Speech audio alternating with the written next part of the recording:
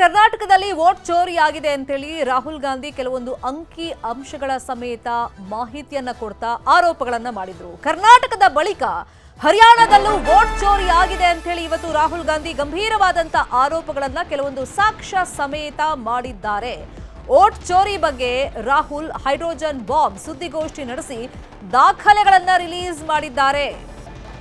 100% ಹರಿಯಾಣದಲ್ಲಿ ಮತಗಳ್ಳತನ ಆಗಿದೆ. Election commission ಯಾವ ರೀತಿ ಕೆಲಸ ಮಾಡಿದೆ ಹಾಗಾದ್ರೆ ವೋಟ್ ಚೋರಿ ಬಗ್ಗೆ ಚುನಾವಣಾ ಆಯೋಗ ಉತ್ತರವನ್ನ ಕೊಡಬೇಕು ಅಂತ ಹೇಳಿ ಕೆಲವೊಂದು ಸಾಕ್ಷಿಗಳನ್ನ ಅಂಕಿ ಅಂಶಗಳನ್ನ ತಮ್ಮ ಸುದ್ದಿಗೋಷ್ಠಿಯಲ್ಲಿ ಬಹಿರಂಗಪಡಿಸೋ ಮುಖಾಂತರ ಪ್ರಶ್ನೆಗಳನ್ನ ಕೇಳಿದ್ದಾರೆ ರಾಹುಲ್ ಗಾಂಧಿ. ಒಬ್ಬರೇ ಹಲವಾರು ಬಾರಿ ಮತದಾನವನ್ನ ಮಾಡಿದ್ದಾರೆ. ಓರ್ವ ಮಹಿಳೆ 10 ಬೂತ್ಗಳಲ್ಲಿ ಹೋಗಿ ಮತವನ್ನ ಹಾಕಿದ್ದಾರೆ. ಹರಿಯಾಣದಲ್ಲಿ ವೋಟ್ ಚೋರಿ ಬಗ್ಗೆ ರಾಹುಲ್ ಬಾಂಬ್ ಅನ್ನು ಸಿಡಿಸಿದ್ದಾರೆ. ಹರಿಯಾಣದಲ್ಲಿ 25 ಲಕ್ಷ ನಕಲಿ ಮತದಾನ ಆಗಿದೆ ಅಂತ ಹೇಳಿ ಗಂಭೀರವಾದಂತ ಆರೋಪವನ್ನ ಮಾಡಿದ್ದಾರೆ. ಸುಮ್ನೆ ಆರೋಪ ಮಾಡ್ತಿಲ್ಲ, ಇದಕ್ಕೆ ನಮ್ಮಲ್ಲಿ ಸ್ಪಷ್ಟವಾದಂತ ಸಾಕ್ಷ್ಯ ಇದೆ. ನಮ್ಮ ತಂಡ ಈ ಬಗ್ಗೆ ಸಾಕ್ಷಿಗಳನ್ನ ಕಲೆ ಹಾಕಿದೆ. ಇದನ್ನ ನೋಡಿದಾಗ ಕೇಳಿದಾಗ ನನಗೇ ಶಾಕ್ ಆಯ್ತು. ಒಂದು ಮೂಲಗಳಿಂದ ಅಲ್ಲ, ಸಾಕಷ್ಟು ಮೂಲಗಳಿಂದ ಮಾಹಿತಿ ಸಂಗ್ರಹ ಮಾಡಿ ಅಂತ ನಾನೇ ಹೇಳಿದ್ದೆ. 8 ಮತದಾರರಲ್ಲಿ ಒಂದು ನಕಲಿ ಮತದಾನವಾಗಿದೆ ಅಂತ ರಾಹುಲ್ ಗಾಂಧಿ ಆರೋಪ ಮಾಡಿದ್ದಾರೆ. North? Is she from Haryana? You sure?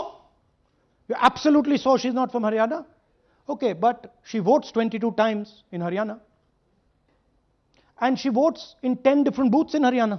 Seema, Sweetie, Saraswati,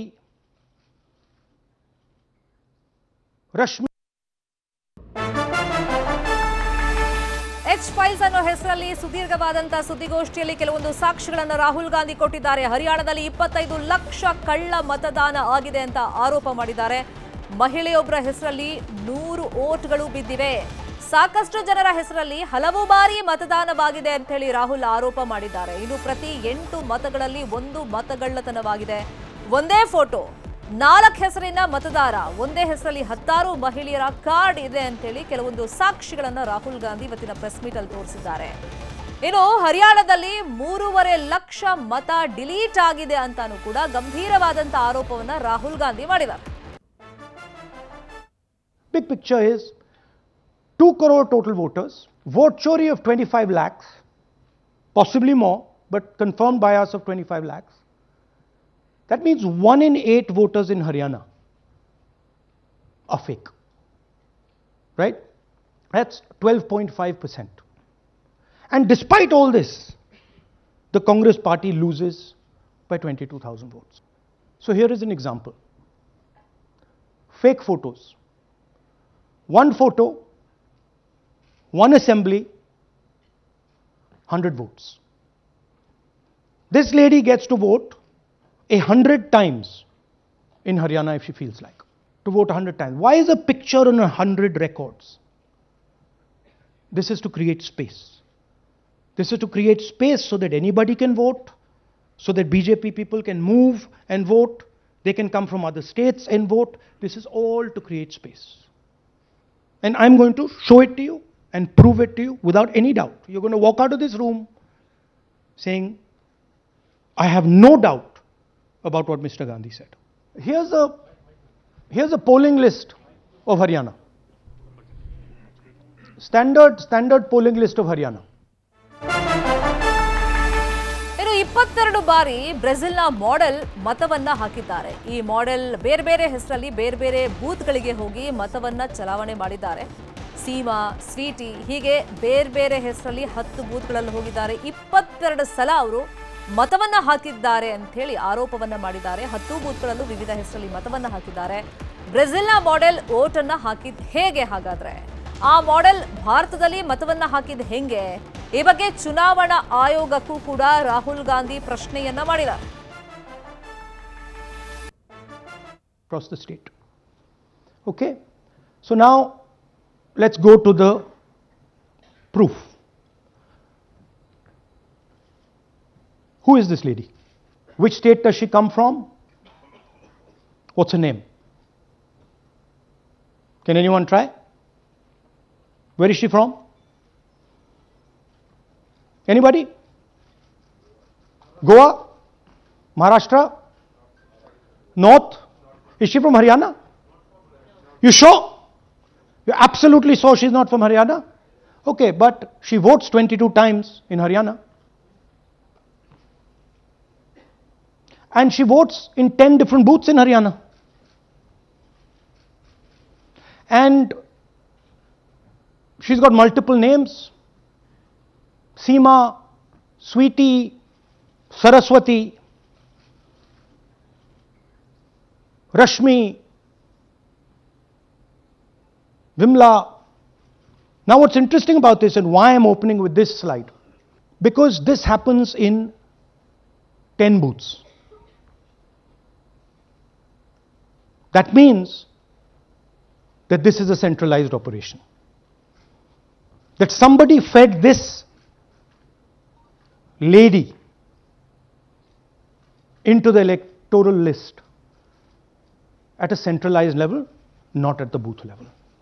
Just like Anand and just like Mahadevapura. She's from Brazil. She's a Brazilian model. She is one of 25 lakh such records in Haryana. This is proof of a centralized operation. I'm going to show you, if you just scan that, which I'll do just now.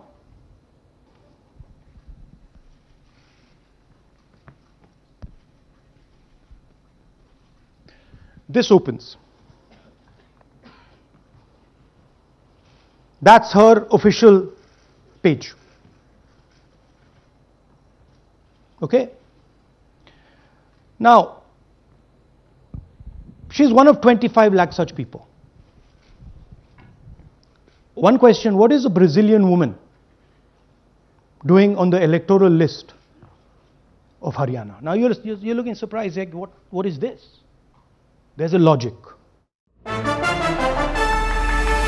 Rahul Gandhi ಮತಗಳ್ಳತನ ಕರ್ನಾಟಕದಲ್ಲಾಗಿತ್ತು, Aland ಮತ್ತೆ ಮಹದೇವಪುರ ಕ್ಷೇತ್ರದ ಬಗ್ಗೆ ಪ್ರಸ್ತಾಪ ಮಾಡಿದ್ರಲ್ಲ, ಇವತ್ತು ಅದೇ ವಿಷಯವಾಗಿ ಪ್ರಸ್ತಾಪ ಮಾಡಿದ್ರು. ಆಳಂದ ಮಹದೇವಪುರದ ಬಗ್ಗೆ ನಾವು ಪ್ರಸ್ತಾಪ ಮಾಡಿದ್ವಿ.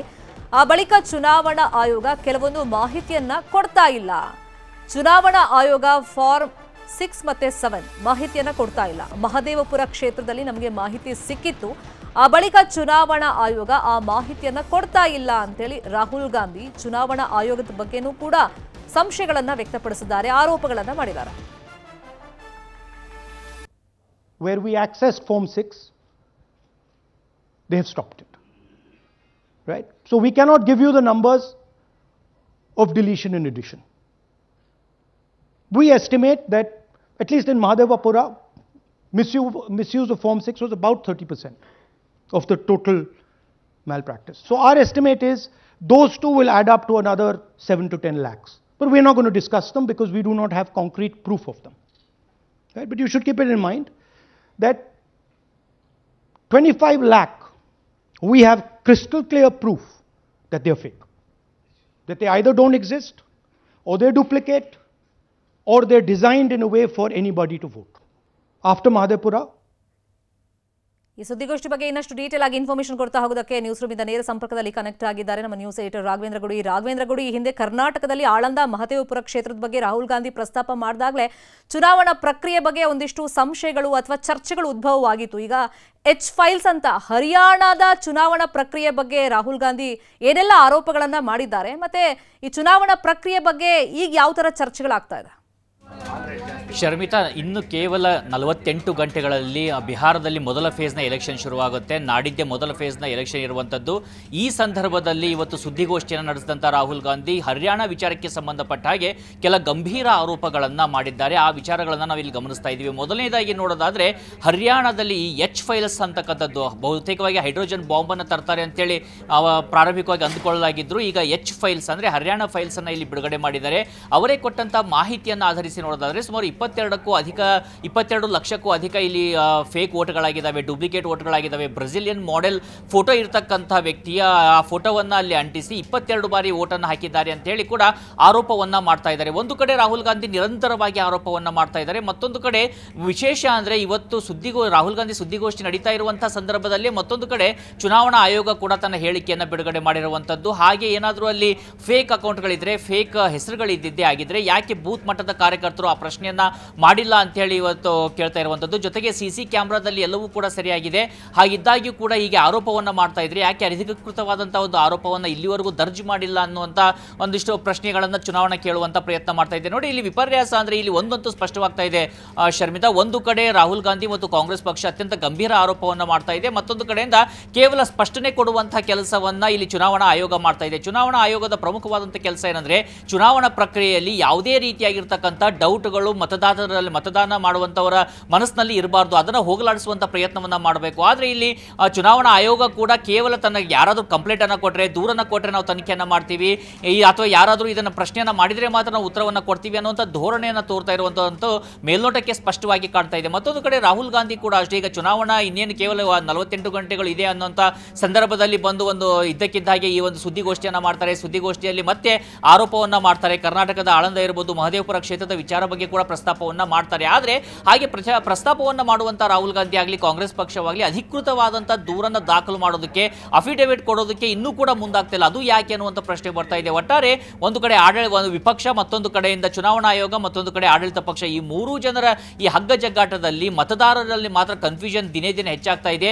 ನಿಜಕ್ಕೂ ನಾನು ಹಾಕುವಂತ ಮತ ಯಾರಿಗೆ ಹಾಕ್ತಾ ಇದ್ದೀನಿ ಅವರಿಗೆ ಸೇರುತ್ತಾ, ಅಥವಾ ನನ್ನ ಹೆಸರಿನಲ್ಲಿ ಬೇರೆ ಯಾರಾದ್ರೂ ಮತವನ್ನ ಮಾಡ್ತಾ ಇದ್ದಾರೆ ಅನ್ನುವಂಥ ಪ್ರಶ್ನೆಗಳು ಪದೇ ಪದೇ ಮೂಡ್ತಾ ಇದ್ದಾವೆ. ಅದಕ್ಕೆ ಉದಾಹರಣೆಗೆ ಈಗ ರಾಹುಲ್ ಗಾಂಧಿ ಹೇಳಿದಾಗೆ 22 ಸ್ಥಳದಲ್ಲಿ ಒಬ್ಬನೇ ವ್ಯಕ್ತಿ ಮತವನ್ನ ಮಾಡಿದ್ರೆ ಅದು ಅಕ್ಷಮ್ಯ ಅಪರಾಧವಾಗಿರ್ತಕ್ಕಂಥದ್ದು. ಹಾಗಿದ್ರೆ ಆರೋಪವನ್ನ ಮಾಡ್ತಾ ಇದ್ದಾಗ ಕೂಡ ಯಾಕೆ ಸೋಮೋಟ ಕೇಸನ್ನ ದಾಖಲು ಮಾಡಿ ಒಂದು ಅಮೂಲಾಗ್ರವಾದಂತಹ ತನಿಖೆಯನ್ನ ಚುನಾವಣಾ ಆಯೋಗ ಮಾಡೋದಕ್ಕೆ ಮುಂದಾಗ್ತಾ ಇಲ್ಲ ಅನ್ನುವಂಥ ಪ್ರಶ್ನೆಗಳು ಇಲ್ಲಿ ಮೂಡ್ತಾ ಇದ್ದಾವೆ. ಮತ್ತೊಂದು ಕಡೆಯಿಂದ ನಾವು ಇವತ್ತಿನ ಸುದ್ದಿಗೋಷ್ಠಿಯನ್ನ ಗಮನಿಸ್ತಾ ಇದ್ರೆ ರಾಹುಲ್ ಗಾಂಧಿ ಒಂದು ಕರೆಯನ್ನ ಕೊಟ್ಟಿದ್ದಾರೆ ಜೆನ್ಜಿಗೆ. ಏನಂದ್ರೆ ಭಾರತದ ಜೆನ್ಜಿ ಇದೇ ರೀತಿಯಾದಂತಹ ಚುನಾವಣಾ ಆಯೋಗದ ಧೋರಣೆ ಮುಂದುವರೆದ್ರೆ ಅದು ನೇರವಾಗಿ ಬಿಜೆಪಿಗೆ ಸಪೋರ್ಟ್ ಅನ್ನ ಮಾಡ್ತಾ ಇದೆ, ಬಿಜೆಪಿಗೆ ಬೆಂಬಲವನ್ನ ಕೊಡ್ತಾ ಇದೆ. ಇದೇ ರೀತಿಯಾದಂತಹ ಮನಸ್ಥಿತಿ ಅಥವಾ ಸ್ಥಿತಿ ಮುಂದುವರೆದಿದ್ದೆ ಆದ್ರೆ ನಮ್ಮ ಭಾರತೀಯ ಜೆನ್ಜಿ ಏನಿದ್ದಾರೆ ಸತ್ಯ ಮತ್ತು ಅಶಾಂತಿಯ ಮಾರ್ಗದ ಮೂಲಕವಾಗಿ ಭಾರತದಲ್ಲಿ ಮತ್ತೆ ಪ್ರಜಾಪ್ರಭುತ್ವವನ್ನು ಸ್ಥಾಪನೆ ಮಾಡೋದಕ್ಕೆ ಮುಂದಾಗ್ತಾರೆ, ಬೀದಿಗೆ ಇಳಿದು ಹೋರಾಟಕ್ಕೆ ಮುಂದಾಗ್ತಾರೆ ಅನ್ನುವಂಥ ಹೇಳಿಕೆಯನ್ನ ಕೂಡ ಈಗ ರಾಹುಲ್ ಗಾಂಧಿ ಕೊಡೋದ್ರ ಮೂಲಕವಾಗಿ ಜೆನ್ಜಿಗೆ ಪರೋಕ್ಷವಾಗಿ ಮತ್ತು ಪ್ರತ್ಯಕ್ಷವಾದಂತಹ ಸಂದೇಶವನ್ನ ಮತ್ತೆ ಕೊಡ್ತಾ ಇದ್ದಾರೆ, ಹೋರಾಟದಕ್ಕೆ ಪ್ರೇರೇಪಣೆಯನ್ನು ಕೊಡ್ತಾ ಇದ್ದಾರೆ ಅನ್ನುವಂಥ ಪ್ರಶ್ನೆಗಳು ಕೂಡ ಮೂಡ್ತಾ ಇದ್ದಾವೆ. ಅದು ಏನೇ ಇದ್ರೂ ಸಹಿತ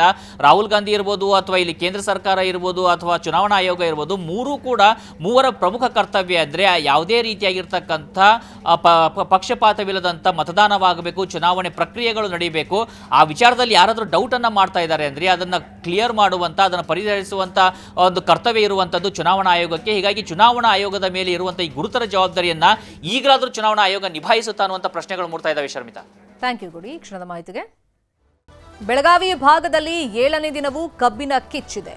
ಚಿಕ್ಕೋಡಿ ಅಥಣಿ ಭಾಗದಲ್ಲಿ ಹೋರಾಟ ದಿನದಿಂದ ದಿನಕ್ಕೆ ತೀವ್ರ ಸ್ವರೂಪವನ್ನ ಪಡ್ಕೊಳ್ತಾ ಹೋಗ್ತಾ ಇದೆ. ಅದರಲ್ಲೂ ಗುರ್ಲಾಪುರ ಕ್ರಾಸ್ ಅಲ್ಲಿ ಕಬ್ಬು ಬೆಳೆಗಾರರು ನಿರಂತರವಾಗಿ ಹೋರಾಟವನ್ನ ಮಾಡ್ತಾ ಇದ್ದಾರೆ. ಇವತ್ತು 7ನೇ ದಿನ ಬಿಜೆಪಿ ನಾಯಕರು ಕಬ್ಬು ಬೆಳೆಗಾರರ ಪರವಾಗಿ ನಿಂತಿದ್ದಾರೆ. ಹೋರಾಟಗಾರರಿಗೆ ಬಿಜೆಪಿ ರಾಜ್ಯಾಧ್ಯಕ್ಷ ವಿಜಯೇಂದ್ರ ಬೆಂಬಲವನ್ನ ಸೂಚಿಸಿದ್ದಾರೆ. ಇನ್ನೊಂದು ಕಡೆ ಸರ್ಕಾರ ಹೇಗಾದ್ರೂ ಮಾಡಿ ಇದನ್ನ ಸಂಧಾನ ಮಾಡಬೇಕು, ಪರಿಹರಿಸಬೇಕು ಸಮಸ್ಯೆಯನ್ನ ಅಂತ ಹೇಳಿ ಪ್ರಯತ್ನಗಳನ್ನ ಪಡ್ತಾ ಇದೆ. ಹಾಗಾಗಿ ಖುದ್ದಾಗಿ ಸಿಎಂ ಸಿದ್ದರಾಮಯ್ಯ ಅವರೇ ಕೆಲವೊಂದು ಸಚಿವರುಗಳಿಗೆ ಸಂಧಾನ ಮಾಡಿ ಅಂತ ಹೇಳಿದಾರಂತೆ. ಹಾಗಾಗಿ ಇವತ್ತು ಸಚಿವ ಎಚ್.ಕೆ. ಪಾಟೀಲ್ ಮೂಲಕ ಸಂಧಾನ ಯತ್ನ ನಡೀತಾ ಇದೆ.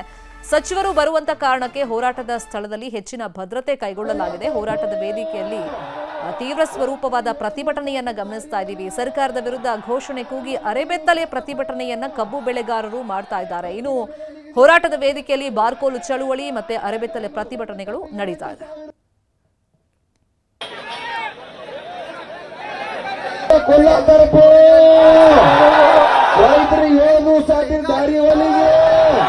ನರೇಂದ್ರ ಮೋದಿನೂ ಸಾಕಪ್ಪ, ಕಬ್ಬಿನ ಬೆಲೆ ನಿಗದಿ ಆಗಲೇಬೇಕು. ಒಂದು ಟನ್ ಕಬ್ಬಿಗೆ 1,000. ಈಗ ರೈತರು ಬೇಡಿಕೆಯನ್ನು ಕಬ್ಬು ಬೆಳೆಗಾರರದು ಪಕ್ಕದ ಮಹಾರಾಷ್ಟ್ರದಲ್ಲಿ ಪ್ರತಿ ಟನ್ಗೆ 3,500 ರೂಪಾಯಿಂದ 3,600 ರೂಪಾಯಿ ಇದೆ. ಇಲ್ಲೂ ಅಷ್ಟೇ ದರ ನಿಗದಿ ಮಾಡಿ ಅಂತ, ಆದ್ರೆ ಸರ್ಕಾರ 3,200 ರೂಪಾಯಿ ಅಂತ ಹೇಳ್ತಾ ಇದೆ. ಅದಕ್ಕೆ ಒಪ್ತಾ ಇಲ್ಲ ಇವರು. ಇನ್ನು ಕಬ್ಬು ಬೆಳೆಗಾರರ 7ನೇ ದಿನದ ಪ್ರತಿಭಟನೆಗೆ ಕರವೇ ಕೂಡ ಬೆಂಬಲವನ್ನ ಸೂಚಿಸಿದೆ. ಬೆಳಗಾವಿಯ ಸುವರ್ಣ ವಿಧಾನಸೌಧ ಬಳಿಯಲ್ಲಿ ರಾಷ್ಟ್ರೀಯ ಹೆದ್ದಾರಿ ಬಂದ್ ಮಾಡಿ ಪ್ರತಿಭಟನೆ ಮಾಡಲಾಗ್ತಾ ಇದೆ. ಕರವೇ ನಾರಾಯಣಗೌಡ ಬಣದಿಂದ ಪುಣೆ ಬೆಂಗಳೂರು ಹೆದ್ದಾರಿ ಬಂದ್ ಮಾಡಿ ಆಕ್ರೋಶವನ್ನ ವ್ಯಕ್ತಪಡಿಸಲಾಗಿದೆ. 1 ಟನ್ ಕಬ್ಬಿಗೆ 1,000 ನರೇಂದ್ರ ಮೋದಿ ಅವರು ಕೊಡಲೇಬೇಕು, ಪರಿಹಾರ ಕೊಡಲೇಬೇಕು.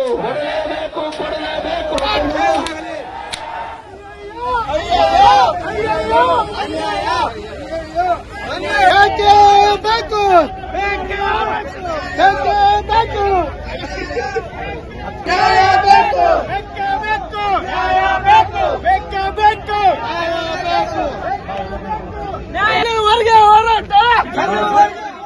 ಬೆಳಗಾವಿ ಭಾಗ ಮಾತ್ರ ಅಲ್ಲ, ವಿಜಯಪುರದಲ್ಲೂ ಅಷ್ಟೇ ಪ್ರತಿ ಟನ್ ಕಬ್ಬಿಗೆ 3,500 ರೂಪಾಯಿ ನಿಗದಿ ಮಾಡಬೇಕು ಸರ್ಕಾರ ಅಂತೇಳಿ ಆಗ್ರಹಿಸಿ ಧರಣಿ ಸತ್ಯಾಗ್ರಹ ಮಾಡಲಾಗ್ತಾ ಇದೆ. ವಿಜಯಪುರದ ಗಗನ್ ಮಹಲ್ ಬಳಿಯಲ್ಲಿ ಧರಣಿ ಸತ್ಯಾಗ್ರಹವನ್ನ ಮಾಡಲಾಗ್ತಿದೆ. ರೈತ ಸಂಘ ಹಾಗೆಯೇ ಹಸಿರು ಸೇನೆ ನೇತೃತ್ವದಲ್ಲಿ ಧರಣಿಯನ್ನ ಮಾಡಲಾಗ್ತಾ ಇದೆ. ಇನ್ನು ಹೋರಾಟಕ್ಕೆ ಸ್ವಾಮೀಜಿಗಳು ಹಾಗೆಯೇ ಬಿಜೆಪಿ ಮುಖಂಡರು ಬೆಂಬಲವನ್ನ ಸೂಚಿಸಿದ್ದಾರೆ. ಪ್ರತಿಭಟನಾ ಸ್ಥಳಕ್ಕೆ ಸಚಿವ ಎಂಬಿ ಪಾಟೀಲ್ ಬಂದಿದ್ದಾರೆ. ಪ್ರತಿಭಟನೆ ಕೈ ಬಿಡಿ, ಸರ್ಕಾರ ಇದನ್ನ ಸಾಲ್ವ್ ಮಾಡುತ್ತೆ ಅಂತ ಹೇಳಿ ಮನವೊಲಿಕೆ ಪ್ರಯತ್ನವನ್ನ ಮಾಡ್ತಾ ಇದ್ದಾರೆ. ರಾಜ್ಯ ಸರ್ಕಾರ ಕೇಂದ್ರ ಸರ್ಕಾರದ ಕಡೆ ಬೊಟ್ಟು ಮಾಡಿ ತೋರಿಸ್ತಾ ಇದೆ. ಇದಕ್ಕೆ ಬಿಜೆಪಿ ನಾಯಕರು ಕಿಡಿಕಾರ್ತಾ ಇದ್ದಾರೆ. ರಾಜ್ಯ ಸರ್ಕಾರನೇ ಈಗ 3,500 ರೂಪಾಯಿ ನಿಗದಿ ಮಾಡಬೇಕು ಅಂತ ಅವ್ರು ಹೇಳ್ತಾ ಇದ್ದಾರೆ. ಒಟ್ಟಿನಲ್ಲಿ ಗೊಂದಲದಲ್ಲಿ ರೈತರು ಇದ್ದಾರೆ.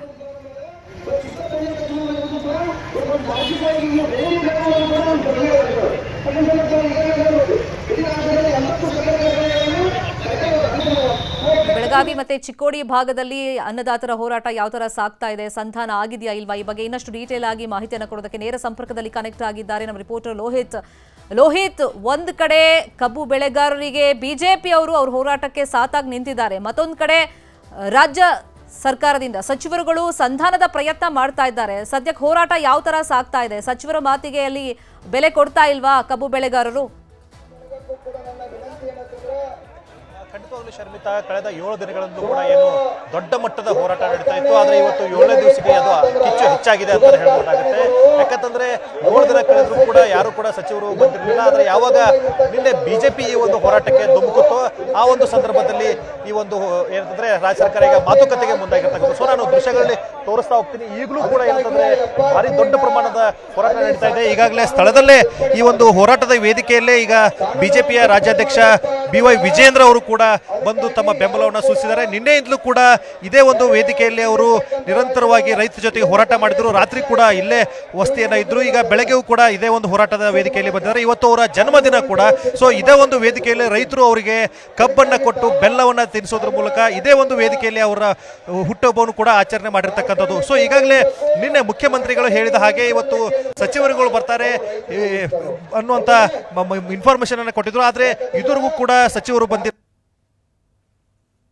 ಬಹುತೇಕ 2 ಗಂಟೆಯ ನಂತರ ಸಚಿವರು ಈ ಒಂದು ವೇದಿಕೆಗೆ ಬಂದು ರೈತರ ಜೊತೆಗೆ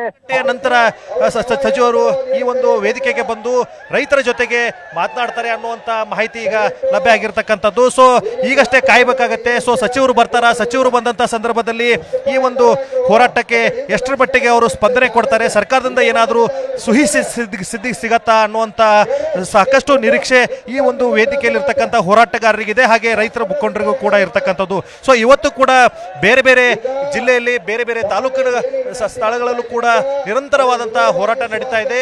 ಇಡೀ ಜಿಲ್ಲೆ ಒಂದು ರೀತಿ ಸ್ತಬ್ಧ ಆದಂತಹ ರೀತಿಯಲ್ಲೇ ಇವತ್ತು ಕಬ್ಬು ಬೆಳೆಗಾರರು ಇಡೀ ಜಿಲ್ಲೆಯಲ್ಲಿ ಕಿಚ್ಚನ್ನ ಹಚ್ಚಿರ್ತಕ್ಕಂಥದ್ದು. ಸೊ ಕಾದು ನೋಡೋಣ ಸಚಿವರು ಎಷ್ಟು ಗಂಟೆಗೆ ಬರ್ತಾರೆ, ಬಂದಂತ ಸಂದರ್ಭದಲ್ಲಿ ಯಾವ ರೆಸ್ಪಾನ್ಸ್ ಅನ್ನು ಕೊಡ್ತಾರೆ, ಕಬ್ಬು ಬೆಳೆಗಾರರಿಗೆ ಸಿಹಿಯನ್ನು ಕೊಡ್ತಾರ ಅಥವಾ ಈ ಒಂದು ಹೋರಾಟ ಮುಂದೆ ಹೋಗುತ್ತಾ ಅನ್ನುವಂಥದ್ದು ಈಗ ಸಾಕಷ್ಟು ಕುತೂಹಲ ಕೆರಳಿಸ್ತಕ್ಕಂಥದ್ದು. ಶರ್ಮಿತಾ, ಫಾಲೋ ಅಪ್ ಮಾಡೋ ಸುದ್ದಿಯನ್ನು ಥ್ಯಾಂಕ್ ಯು ಲೋಹಿತ್. ಕ್ಷಣದ ಮಾಹಿತಿಗೆ. ರಾಜ್ಯ ಕಾಂಗ್ರೆಸ್ ಅಲ್ಲಿ ಜೋರಾಯಿತು ಕುರ್ಚಿ ಕದನ ಮಧ್ಯೆ ದೆಹಲಿಗೆ ಹಲವರು ಪರೇಡ್ ಅನ್ನು ನಡೆಸ್ತಾ ಇದ್ದಾರೆ.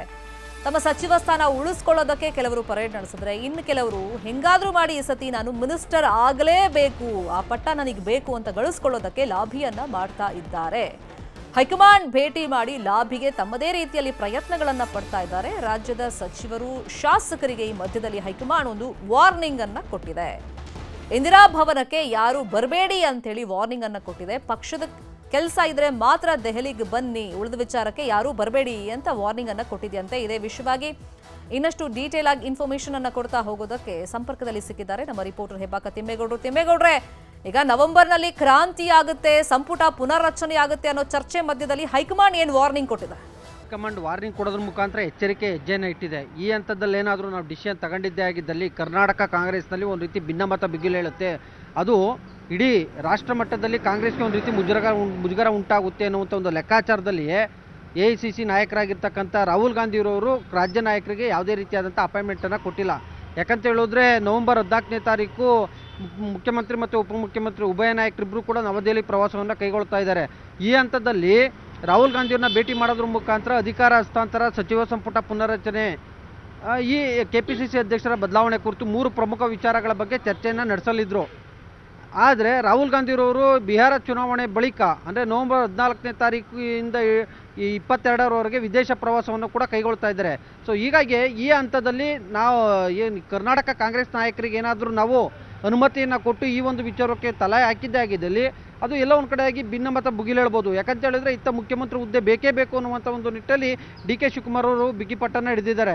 ಅತ್ತ ಮುಖ್ಯಮಂತ್ರಿ ಸಿದ್ದರಾಮಯ್ಯನವರು ನಾನು 5 ವರ್ಷ ಪೂರೈಸಬೇಕು ಅನ್ನುವಂಥ ನಿಟ್ಟಲ್ಲಿ ಅವರು ಕೂಡ ನಾನಾ ರೀತಿಯಾದಂಥ ಕಸರತ್ತನ್ನು ಮಾಡ್ತಾ ಇರ್ತಕ್ಕಂಥದ್ದು. ಸೊ ಹೀಗಾಗಿ ಈ ಹಂತದಲ್ಲಿ ಯಾವುದೇ ರೀತಿಯಾದಂಥ ಡಿಸಿಷನ್ ತೆಗೆದುಕೊಳ್ಳೋದು ಬೇಡ ಅನ್ನುವಂಥ ಒಂದು ನಿಟ್ಟಲ್ಲಿಯೇ ರಾಹುಲ್ ಗಾಂಧಿಯವರು ಸದ್ಯಕ್ಕೆ ಯಾರು ಕೂಡ ನವದೆಹಲಿ ಹತ್ರ ಬರಬೇಡಿ, ಬಂದರೂ ಕೂಡ ಇಂದಿರಾ ಗಾಂಧಿ ಭವನಕ್ಕೆ ಬರಬಾರ್ದು. ಯಾಕಂತ ಹೇಳಿದ್ರೆ ಏನಾದರೂ ಪಕ್ಷದ ಚಟುವಟಿಕೆಗಳಿದ್ರೆ ಪಕ್ಷದ ಕಾರ್ಯಕ್ರಮಗಳಿದ್ರೆ ನಾವು ಹೇಳ್ತೀವಿ, ಆ ನಿಟ್ಟಲ್ಲಿ ನೀವು ಯಾರು ಕೂಡ ಬರಬಾರ್ದು ಅನ್ನುವಂಥ ನಿಟ್ಟಲ್ಲಿ ಸೂಚನೆ ಕೂಡ ಕೊಟ್ಟಿದ್ದಾರೆ ಅಂತ ಹೇಳಲಾಗ್ತಾ ಇದೆ. ಹೀಗಾಗಿ ನವೆಂಬರ್ 14ನೇ ತಾರೀಕು ಕಪಿಲ್ ಸಿಬಲ್ ಬರೆದಿರ್ತಕ್ಕಂಥ ಒಂದು ಪುಸ್ತಕ ಬಿಡುಗಡೆಗೆ ಸಂಬಂಧಪಟ್ಟಂತೆ ತೆರಳುತ್ತಾ ಇದ್ದಾರೆ. ಅದು ಬಿಟ್ಟರೆ ಯಾವುದೇ ನಾಯಕರನ್ನು ಕೂಡ ಭೇಟಿ ಮಾಡೋದಕ್ಕೆ ಮುಂದಾಗಿಲ್ಲ ಅನ್ನುವಂಥದ್ದು ಸದ್ಯಕ್ಕಿರ್ತಕ್ಕಂಥ ಮಾಹಿತಿ. ಶರ್ಮಿತಾ, ಥ್ಯಾಂಕ್ ಯು ತಿಮ್ಮೇಗೌಡ್ರೆ ಮಾಹಿತಿಗೆ.